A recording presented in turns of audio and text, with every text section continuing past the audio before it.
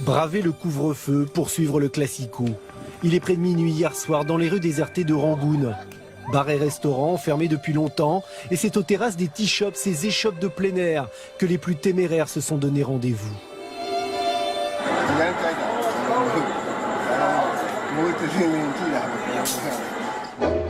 Au même instant, à l'heure de la sieste, tout ce que Buenos Aires compte de supporters du Barça se retrouve à la maison de Catalogne dans un théâtre suranné, le plus souvent en famille.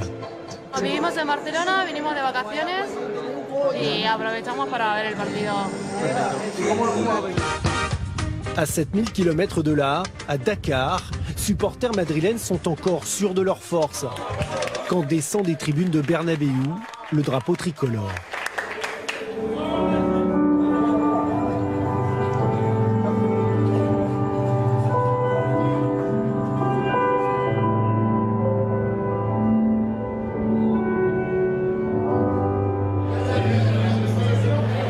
La concorde ne dure qu'une dizaine de minutes. Le temps pour Sergi Roberto de s'engouffrer dans la défense du Real et de servir Luis Suarez.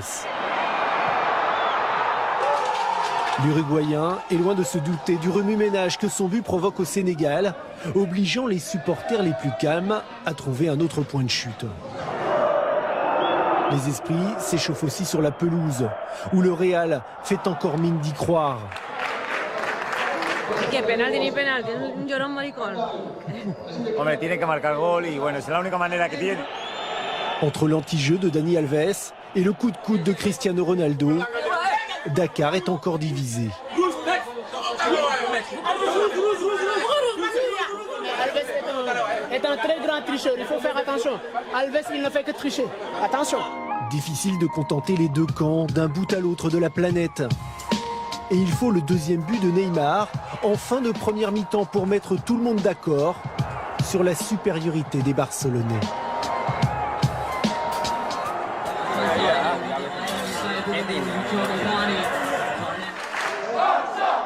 Évidemment, Buenos Aires partage le même avis que Rangoon, d'autant qu'il s'en faut d'une tête salvatrice de Marcelo que le Real ne soit mené 3-0 à la pause.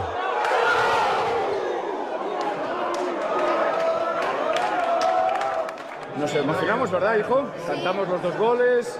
Sí, Iniesta. a mí me gustó. Me parece que el Real Madrid tiene que practicar un poco. On n'attendait pas un tel scénario.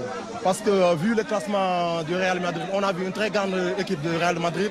Mais aujourd'hui, les cartes sont déjouées par cette équipe catalane. Bon, on espère en tout cas qu'il y aura un réveil à la seconde mi-temps. C'est le Real et on est à domicile quand même. Il y a les vœux des supporters madridistes. Et puis il y a la dure réalité, imposée à Madrid par Andrés Iniesta.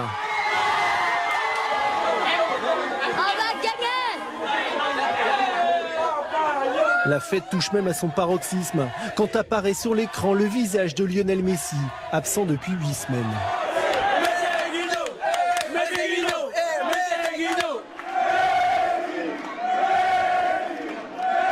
Il y a bien longtemps qu'il n'y a plus qu'une seule équipe sur la pelouse et qu'une seule voix qui prévaut partout dans le monde, celle des aficionados du Barça.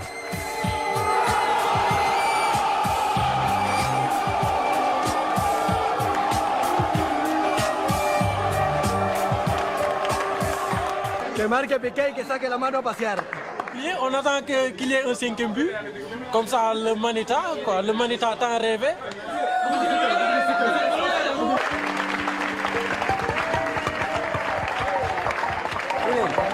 ¿Qué es el Madrid?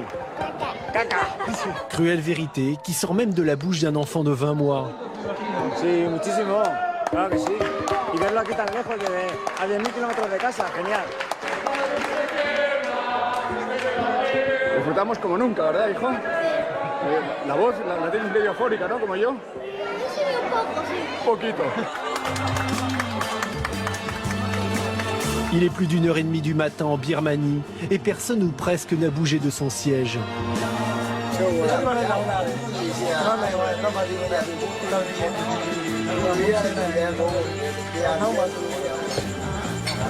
Veiller tard et défier les autorités, c'était à Rangoon le seul prix à payer pour vivre en direct le triomphe du Barça et la fessée du Real en modovision.